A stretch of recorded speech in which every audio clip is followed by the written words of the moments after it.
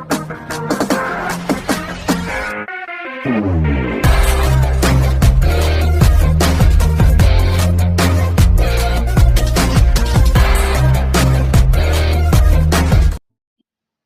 hai hai.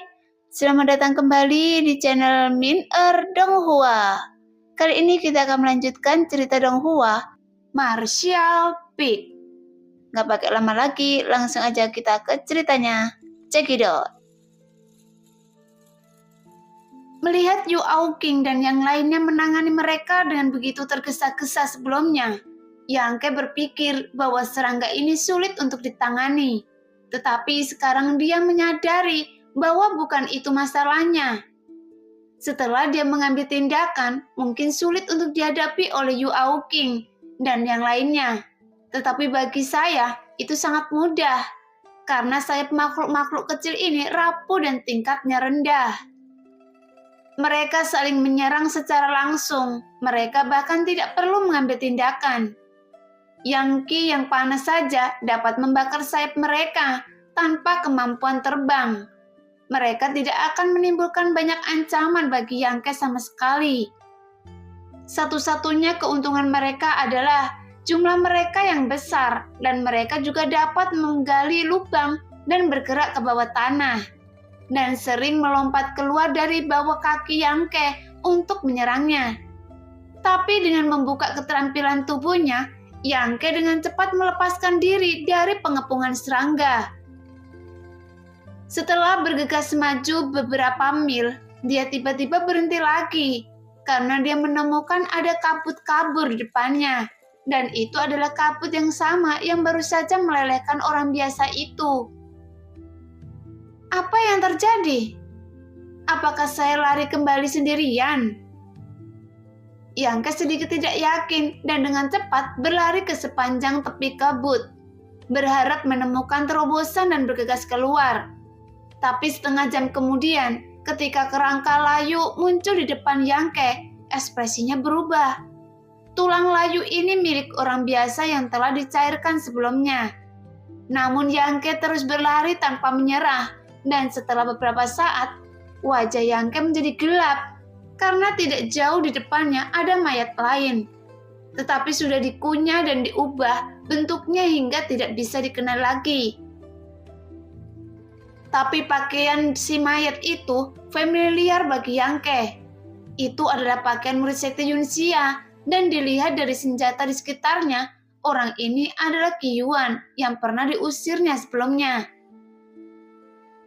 Setelah berlari cukup lama, Yang Ke hanya berputar-putar di daerah sekitarnya, yang radiusnya lebih dari 10 mil, telah seluruhnya diselimuti kabut beracun. Sampai saat ini, Yang Ke tahu bahwa serangga itu tidak semudah yang terlihat di permukaan. Meskipun mereka memang rentan terhadap panasnya Yang Qi, tapi dia tidak tahu apa yang mereka lakukan. Karena mereka sebenarnya memblokir area luas ini dengan kabut beracun. Kecuali kabutnya pecah, tidak ada cara untuk pergi. Bisakah saya menahan erosi kabut? Memikirkan hal ini, meskipun Yang Ke tidak yakin, dia memutuskan untuk mencobanya. Ketika dia sampai di tepi kabut, dia perlahan mengulurkan tangan dengan ekspresi tegas.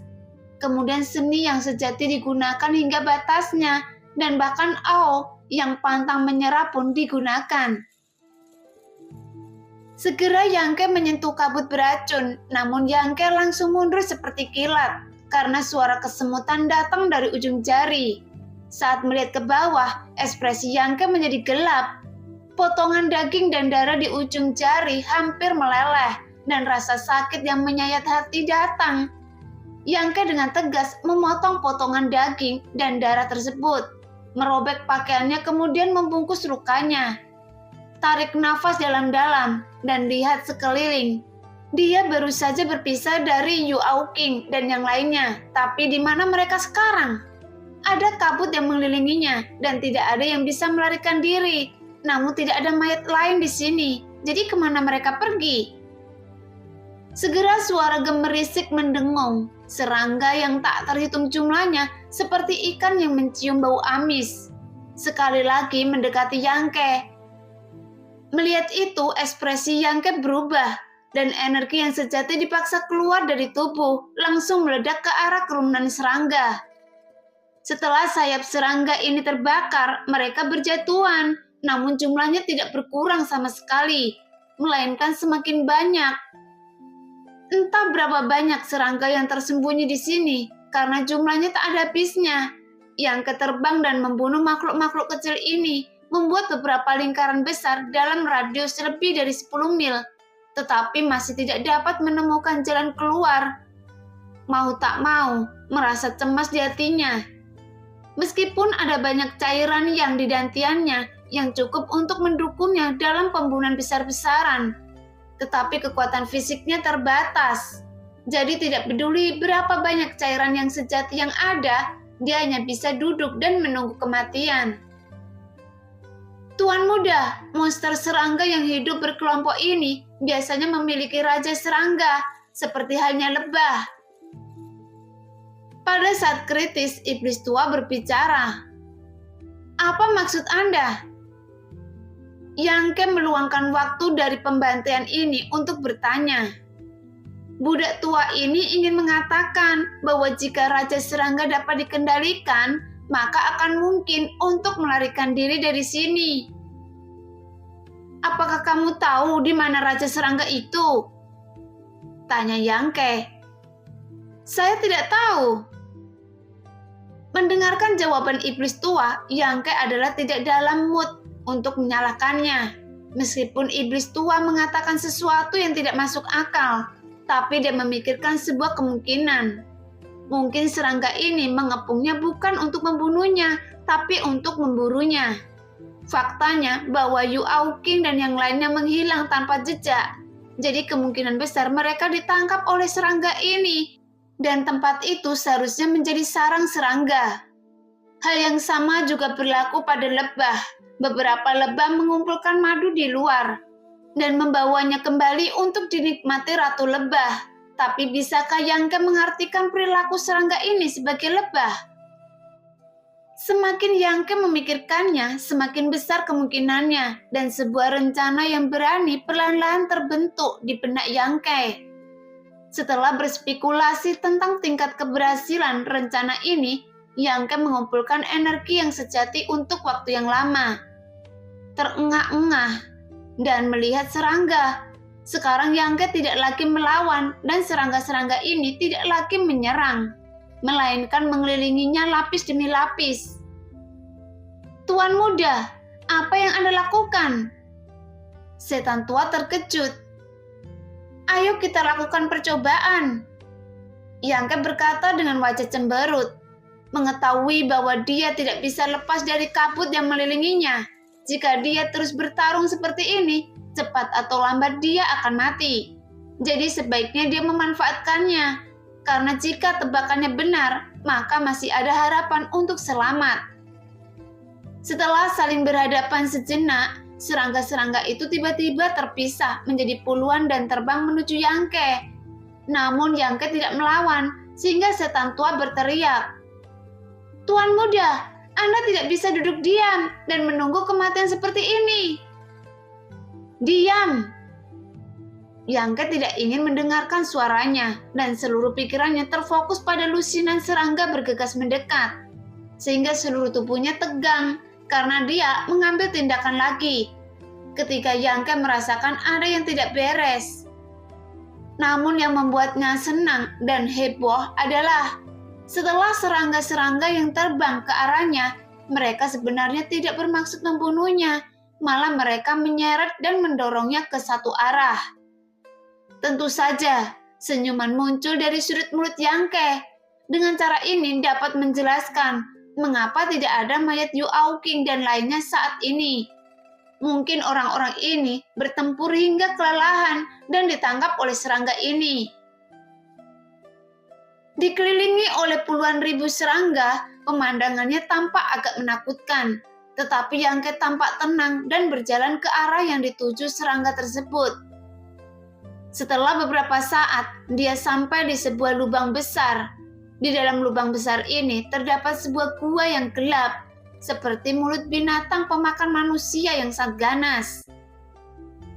Sambil berjalan, Yangke melihat sepotong rok rusak di pintu masuk gua.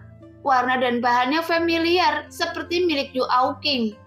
Benar saja, mereka tertangkap. Spekulasi di dalam hatinya telah terkonfirmasi sepenuhnya. Jadi Yangke tidak perlu khawatir dan langsung melompat ke dalam gua tanpa menunggu desakan serangga. Segera bau amis yang tidak sedap menerpa wajahnya. Dan gua ini memiliki 9 liku-liku. Bagian bawah tanahnya penuh dengan terowongan yang dibuka oleh serangga.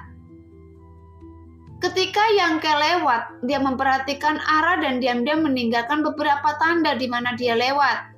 Di dalam gua, dari waktu ke waktu Yangke bisa melihat banyak serangga yang berlarian ke sana kemari. Dan sepertinya ada banyak jenis serangga yang berbeda-beda. Karena ada pula yang setinggi manusia, sementara yang lain berukuran sebesar ember, yang terlihat sangat menakutkan. Sial, saya telah menjadi tawanan sekelompok serangga. Saat saya menemukan Raja Serangga, saya akan membuatnya terlihat baik. Suasana hati Yangke sedang naik turun, ditarik oleh serangga itu, Yangke berjalan di koridor untuk waktu yang lama. Sebelum dia sampai pada ruang yang cukup luas. Memang tidaklah berlebihan untuk mengatakan bahwa tempat ini adalah sebuah gua. Hanya saja ini tempat di mana serangga menyimpan makanan. Karena begitu Yangke masuk, dia menemukan bahwa beberapa orang dari Yuanxia semuanya terjebak di sini. Sekarang banyak orang memandang Yangke dan Yangke mendengar cibiran jahat yang datang dari Miolin. Namun murid Yuanxia lainnya sedikit banyak terluka dan duduk di tanah dengan lesu. Mereka semua memandang Yangke dengan ekspresi tidak ramah. Saat ini, serangga mengantar Yangke ke sini dan sebaliknya pergi. Namun ada beberapa serangga besar yang lebih tinggi dari manusia yang menjaga di luar pintu masuk gua. Jelas untuk mencegah orang-orang tersebut melarikan diri. Setelah memasuki gua, Yangke tidak memperhatikan orang-orang Yuanxia. Dia menemukan sudut terpencil dan duduk bersila. Yu Aoqing menatap Yangke dengan dingin, melihat matanya terpejam dan berkonsentrasi, tanpa keinginan untuk berbicara sama sekali. Jadi dia tidak bisa menahan diri untuk bertanya. Siapa Anda? Yangke membuka matanya dan berbalik menjauh darinya dengan ringan. Mengapa Anda menyelinap ke kapal Yuanxia saya dan menyembunyikan kekuatan Anda sendiri? Mengapa Anda melakukan ini dengan disengaja? Yu Aoqing bertanya satu demi satu. Yangke memandangnya dengan jijik dan berkata perlahan. Pertama, bukan saya yang ingin menyelinap ke kapal Anda, tapi Yuanxia Anda yang membawa saya ke sini. Kedua, jika saya tidak menyembunyikan kekuatan saya, bisakah saya bertahan sampai sekarang? Ketiga, saya mencoba yang terbaik untuk bertahan hidup. Sebaiknya Anda jangan tanya saya apapun dengan kesombongan seperti itu. Jika Yuanxia Anda tidak menangkap orang dimanapun, bagaimana saya bisa berada di sini? Beraninya Anda bicara seperti itu pada saya? Yu Aoqing mencibir. Apakah menurut Anda sangat mulia? Yangke menghina. Kakak senior King, jangan bicara omong kosong padanya. Dia baru saja membunuh kakak senior Qiyuan. Miolin memelototi Yangke dengan penuh kebencian. Kami ingin membalas dendam kakak senior Qi. Mendengar itu, Yangke tertawa. Mengapa kamu tertawa? Miolin menggertakkan gigi dan memandang Yangke. Apakah Anda tidak tahu cara menulis kata kematian? Dasar idiot. Yangke memandangnya dengan jijik. Ketika saya masih melakukan pekerjaan sambilan di kapal, ku dengar wanita ini memberitahu ayahnya. Ketika pulau tersembunyi ditemukan, dia akan melemparkan Anda ke laut. Ini sangat konyol, karena Anda tidak tahu apa-apa tentang itu. Yu Aoqing tampak panik dan berkata dengan cepat, saya tidak pernah mengatakan itu. Setelah berbicara, dia melihat lagi. Dia melirik ke arah Miolin dan menjelaskan, "Jangan dengarkan omong kosongnya." Miolin memandang Yangke dan berkata, "Apakah Anda pikir saya akan percaya ketika Anda berbicara omong kosong dan memfitnah kakak senior King? Kakak senior King, Anda tidak perlu menjelaskan. Saya yakin Anda tidak akan melakukan itu." Yu Ao King mengangguk. "Anda tahu apakah dia mengatakannya atau tidak?" Yangke berkata dengan dingin, menatap Yu Ao King dan berkata, "Anda sebaiknya tidak mencoba melakukan apapun. Kalau tidak, Anda mungkin akan membuat serangga-serangga itu khawatir." Yu Ao King menarik nafas dalam-dalam dan menekan niat membunuh di hatinya. Dia tahu apa yang dikatakan Yangke benar. Saat beberapa orang berbicara, serangga besar yang menjaga di luar telah disiagakan dan melihat ke sini. Jadi meskipun dia ingin membunuh Yangke, dia benar-benar tidak berani melakukannya. Karena pertukaran verbal tidak ada artinya, dan Yangke hanyalah duri di hati Miolin.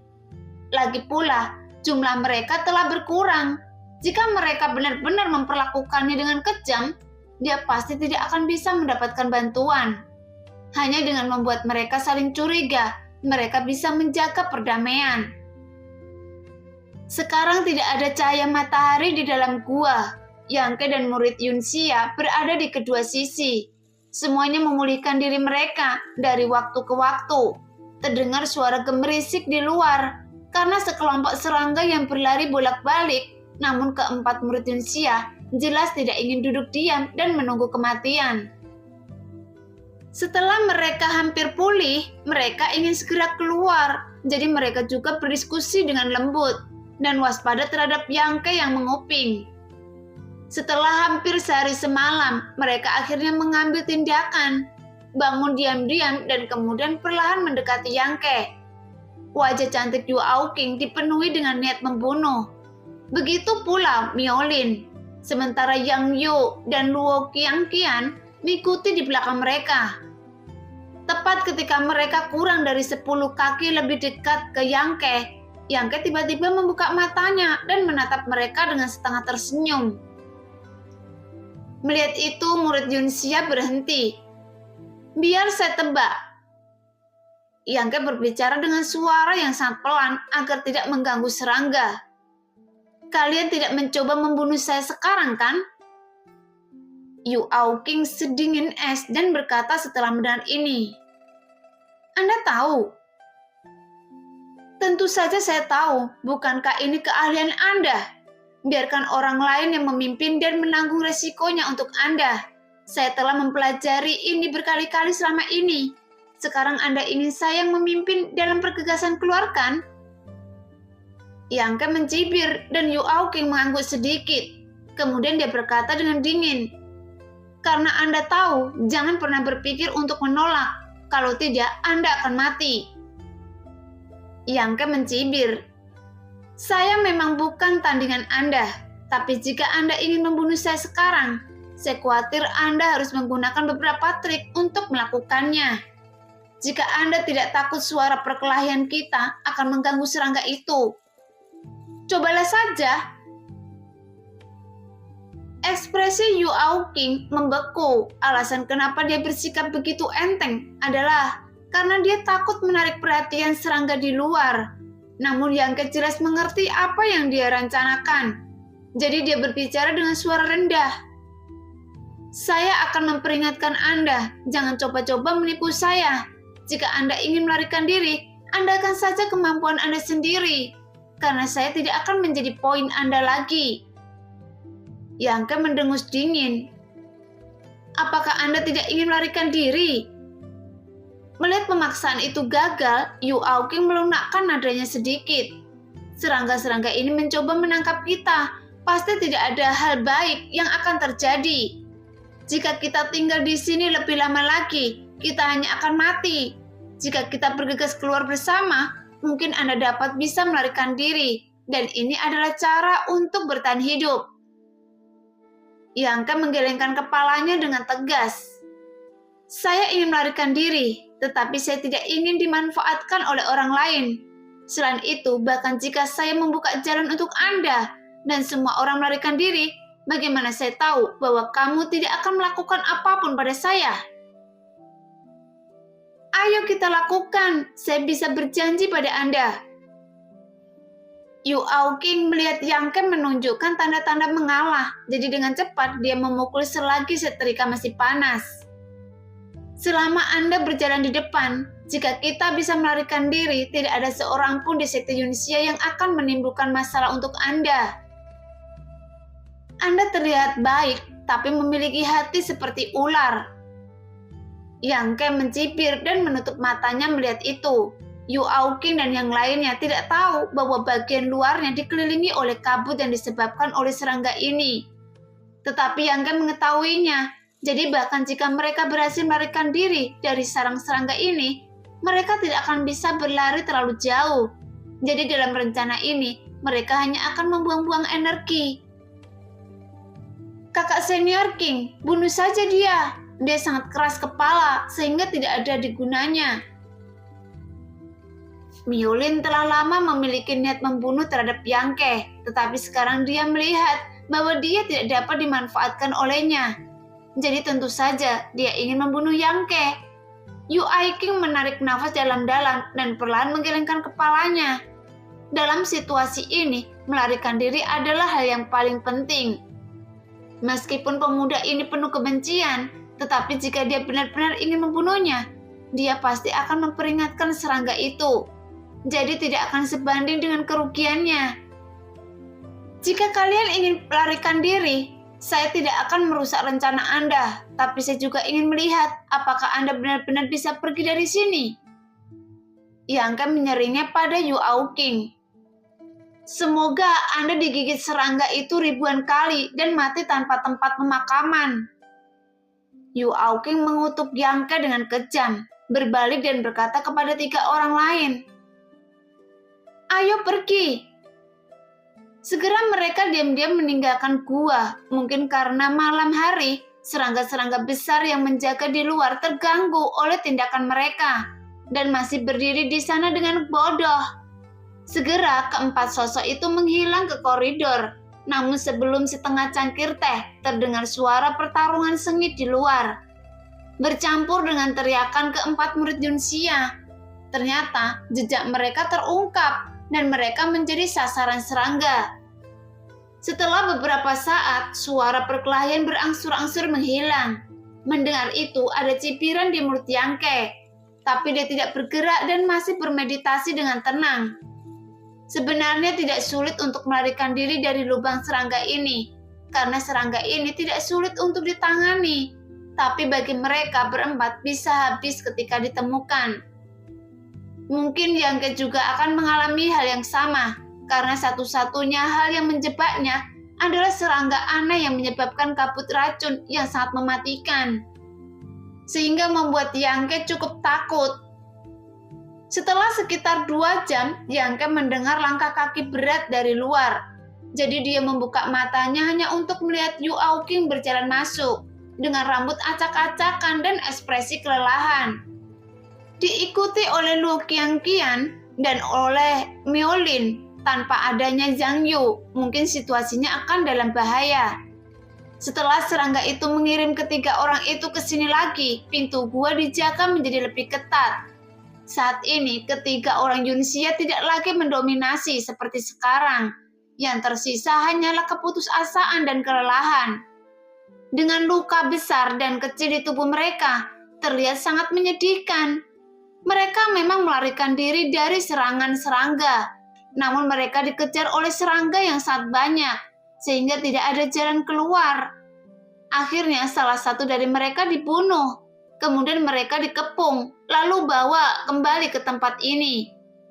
Sekarang Yu Aoqing dan Lu Qianqian berjongkok di tanah. Tubuh halus mereka gemetar, bahkan Miolin tidak jauh lebih baik. Mereka melototi Yang Ke, bahkan Yu Aoqing benar-benar takut sekarang. Jika Yang Ke akan menambah penghinaan pada lukanya saat ini, dia membuat pernyataan sarkastik. Tetapi Yang Ke tidak berniat memperhatikannya dan terus bermeditasi dengan mata tertutup. Kakak senior King, kakak senior Yang Yu, diseret oleh serangga-serangga itu, kemana dia akan diseret? Luo Qianqian bertanya dengan suara gemetar. Bagaimana saya tahu? Yu Aoqing menjawab dengan tidak sabar. Apakah kita peduli padanya? Bagaimana? Kita tidak bisa melindungi diri kita sendiri sekarang. Bagaimana kita bisa peduli padanya? Yu Aoqing mengepalkan tangannya. Yang Yu tidak mati ketika dia berpisah dari mereka, tetapi terluka parah dan kemudian diseret oleh serangga-serangga itu pergi ke koridor lain.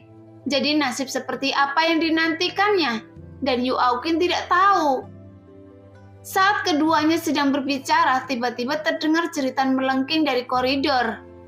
Jeritan itu begitu kejam hingga merasa disiksa, dan itu suara Zhang Yu yang membuat wajah Yu Aoqing dan Luo Qianqian menjadi pucat, dan tubuh mereka gemetar lebih hebat lagi.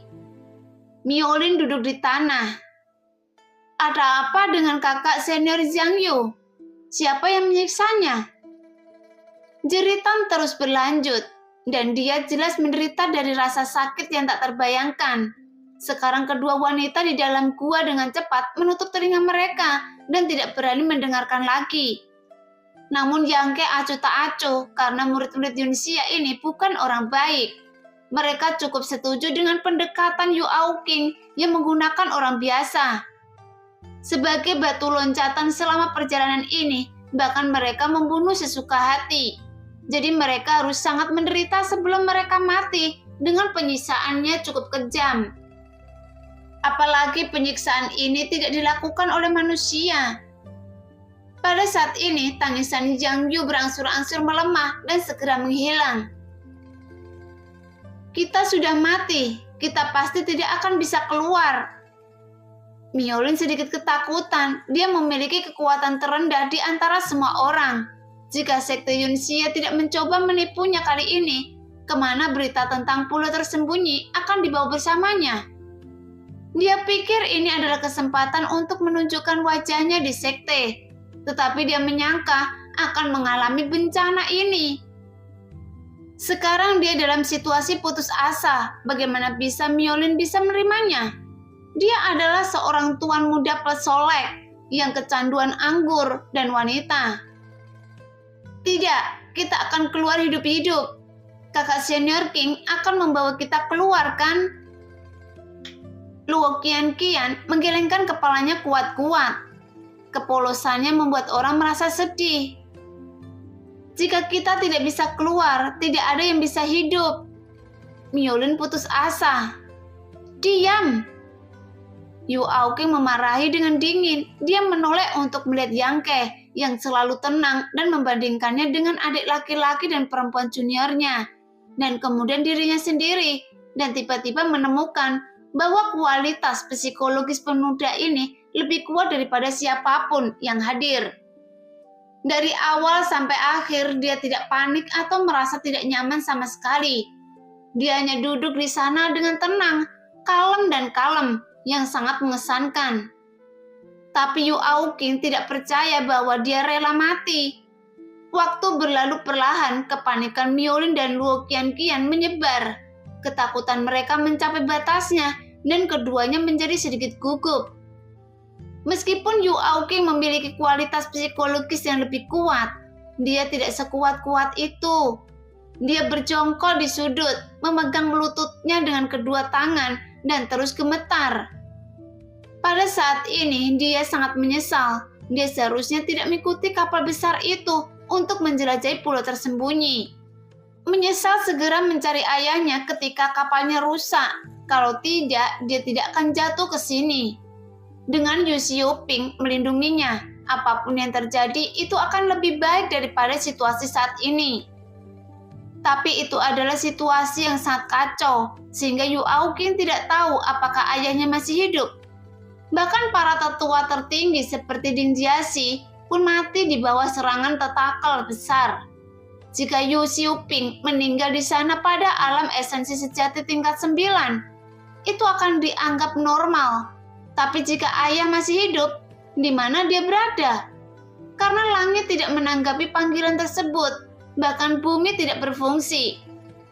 Sekarang Yu Aoqing yang bangga menitikkan air mata tanpa sadar. Dia tidak tahu berapa lama waktu berlalu.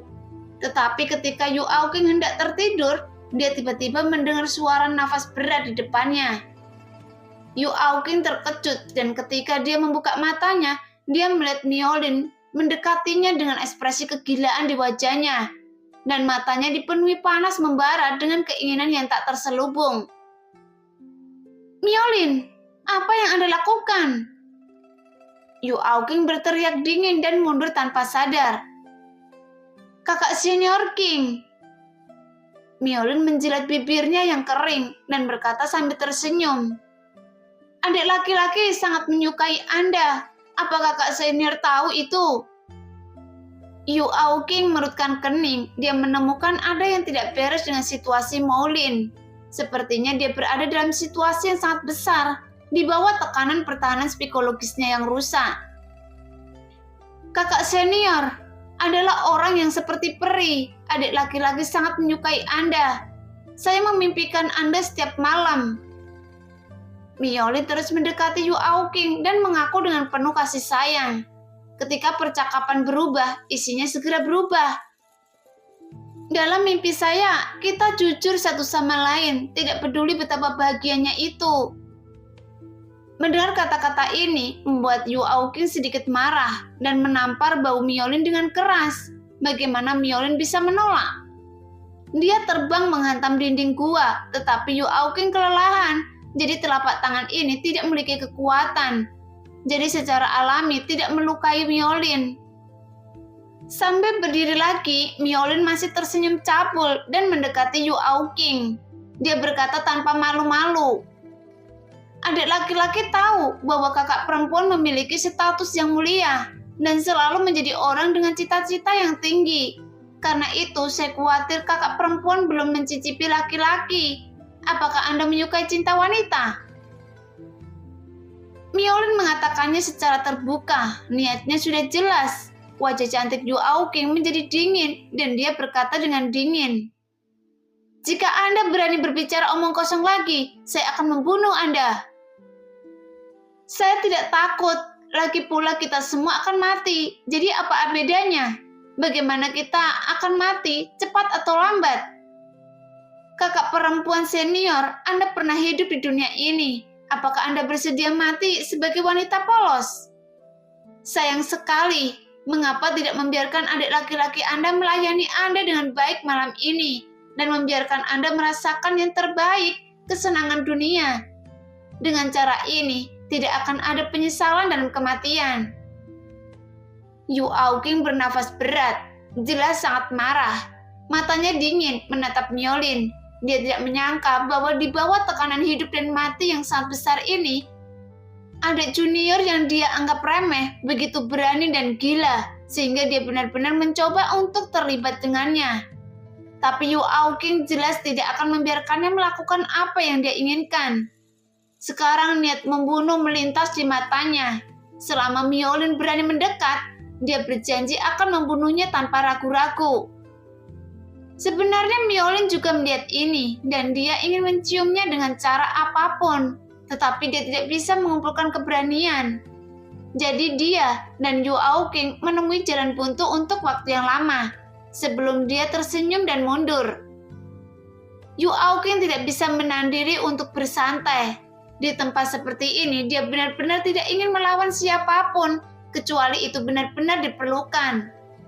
Sekarang ada juga keheningan di dalam gua, namun keheningan ini tidak berlangsung lama.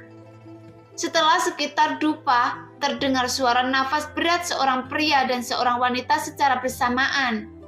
Mendengar itu, Yang Ke dan Yu Aoqing sama-sama mengerutkan kening dan mengangkat mata untuk melihat ke arah sumber suara. Hanya dengan satu pandangan, Yang Ke terdiam dan Yu Aoqing juga tercengang. Sebelumnya Miolin tidak meyakinkan Yu Aoqing, tetapi dia kehilangan kesempatan dan mendapatkan kesempatan lainnya. Pada saat ini, dia sebenarnya bertarung dengan Luo Qianqian. Mungkin kata-kata manis Miolin lah yang berpengaruh. Mungkin dia perlu melampiaskan dan bersantai di bawah tekanan kematian. Mungkin karena Luo Qianqian pada awalnya bukanlah seorang martir. Jadi sekarang dia dan Miolin berpelukan, berguling ke arah tanah, dan saling berpelukan tanpa perasaan. Sekarang tidak ada seorang pun di sekitar, sehingga pemandangannya panas serta lembab. Mendengarkan napas terengah-engah di dalam gua, aliran darah Yang Ke semakin cepat dan tenggorokannya menjadi sedikit terbakar. Dia tidak bisa menahan diri untuk tidak mengerucutkan bibirnya. Bagaimanapun sudah 3 atau 4 bulan sejak dia berpisah dari Suyan. Seiring berjalannya waktu dan kekuatannya meningkat, namun pengaruh kultivasi ganda yin yang pada dirinya menjadi semakin mendalam. Tidak apa-apa saat dia menjelajahi pulau tersembunyi dengan kapal sekti Yunxia beberapa waktu lalu. Pada masa itu, dia harus berhati-hati kemana-mana dan tidak punya waktu untuk memikirkan terlalu banyak hal. Bahkan hal yang sama terjadi ketika dia berada di pulau tersembunyi dalam kesulitan. Dan ketika dia berakting dengan Yu Aoqing dan yang lainnya. Bahkan jika dia terkadang memiliki beberapa keinginan di dalam hatinya tanpa sadar, Yang Ke dapat menekannya dengan tekadnya sendiri. Jika tidak ada hal tak terduga yang terjadi, Yang Ke yakin dia bisa bertahan lama sampai dia kembali ke pavilion surga untuk menemukan Suyan. Tapi Yang Ke tidak akan pernah membayangkan bahwa suatu hari seseorang akan menampilkan erotika langsung di depannya, hanya 3 kaki darinya. Jadi stimulasi semacam ini lebih baik daripada kata-kata apapun. Bagaimanapun godaan fisiknya pasti dahsyat. Datang dari penglihatan, pendengaran, penciuman, rangsangan yang menyeluruh dan sembarangan. Bahkan jika dia adalah orang suci, saya khawatir akan ada riak di hatinya. Belum lagi Yang Ke masih sangat teracuni oleh kultivasi ganda yin dan yang. Itu seperti seorang pengemis yang telah lapar selama berbulan-bulan. Dan tiba-tiba seseorang meletakkan meja makanan lezat di depannya. Sehingga Yang Ke ingin menampar Miolin dan Luo Qianqian sampai mati. Karena Yang Ke merasa tidak nyaman, mengapa Yu Aoqing, orang luar lainnya, dia juga tidak merasa tidak nyaman. Dia tertekun pada awalnya, pipinya memerah, kemudian mulut kecilnya terbuka sedikit, tercengang, sampai Miolin dan Luo Qianqian berguling kebingungan. Pakaian mereka berantakan. Ketika dia terengah-engah, dia terbangun seperti mimpi, melompat dengan cepat, dan melarikan diri menuju Yang Ke dengan panik. Karena gua itu tidak besar, jadi Miolin dan Luo Qianqian berguling ke tanah, menyisakan sedikit ruang untuk Yang Ke dan Yu Aoqing. Adegan itu tampak agak aneh dan ganjil. Saya khawatir ini hanya akan terjadi sekali dalam 1000 tahun. Seorang laki-laki dan perempuan sedang melampiaskan nafsunya di tanah, sedangkan laki-laki dan perempuan lainnya duduk di pinggir lapangan menonton. Ini tampak seperti kehidupan mewah orang kaya. Melihat itu, Yang Ke dan Yu Aoqing mengutuk dalam hati mereka hampir bersamaan. Tapi siapa yang bisa menyerahkan Miolin dan Luo Qianqian saat ini? Yu Aoqing hampir malu dan Yang Ke tidak berniat ikut campur dalam urusan orang lain. Dan mencoba yang terbaik untuk menekan keinginan yang muncul dalam hatinya.